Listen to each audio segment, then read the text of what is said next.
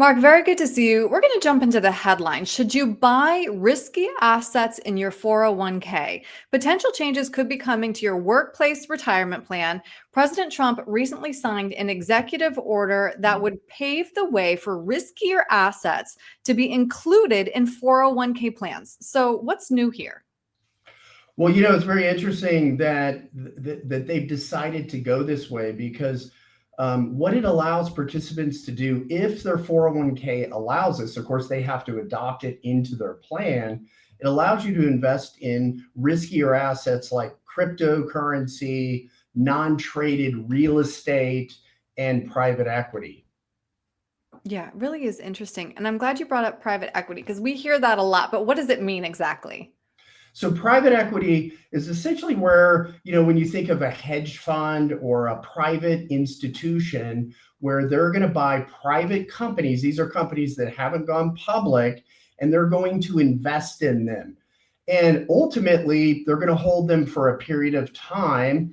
And, then you go, well, how do I get out of this? How do I profit from this? And of course, they want the company to grow, and then they have to have an exit strategy. And that exit is either they sell the company or sell their shares in those companies privately, or the company goes public. So, what are the risks and rewards then of those alternative investments? Well, when we look at these as an alternative, of course, pros and cons. Pros are that you're now diversifying your portfolio and you're buying what we call non-correlated assets. Mm, So obviously, a private company is not correlated technically to the stock market. Neither right. is crypto in some respects. But we are taking on different risks. We have illiquidity. We have to wait. We can't just sell our shares in private equity, nor can we do that in private real estate because we're taking direct ownership, whether it be apartment buildings, office buildings, retail, whatever it may be. And of course, we've got the issue of fees. Yeah, I'm glad you brought that up because with private equity, those funds typically charge a 2% management fee plus 20% of profits. It's known as the 2 and 20 model. And in a 401k, fees like that can be devastating over time. So critics are saying that the biggest beneficiary of this rule change will be the companies that offer them, not plan participants. What do you think? Well, yeah, because a lot of these companies now have access to all of this money that's available in these 401ks. And when you look at it Yeah. as an aggregate, there's over $27 trillion in 401k Wow. plans. So if I'm now able to get more of that bigger chunk of cash to be able to invest, and yeah, if I do well, it's beneficial.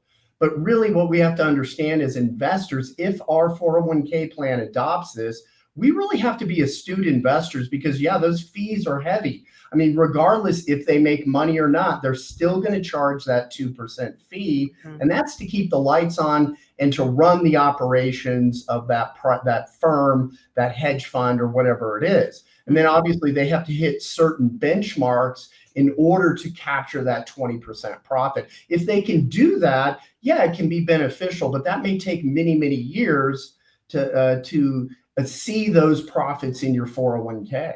Right, which brings me to the last question, which is who should consider buying risky assets in their 401k?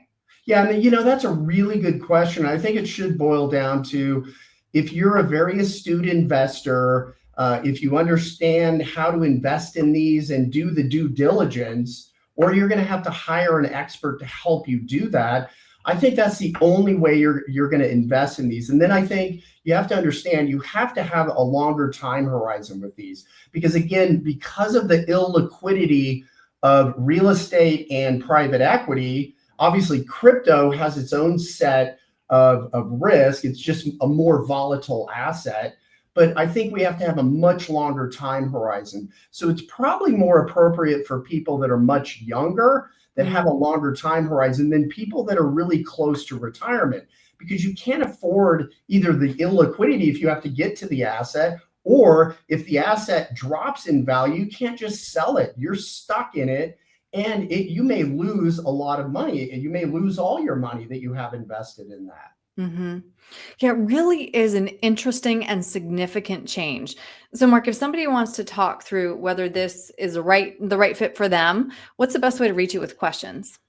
Yeah, so if they want, they can just reach out, give us a call, 303-681-0113. And anybody on our team would love to talk to you. You can set up an appointment with me. You can also go to our website, mcgregorwealth.com.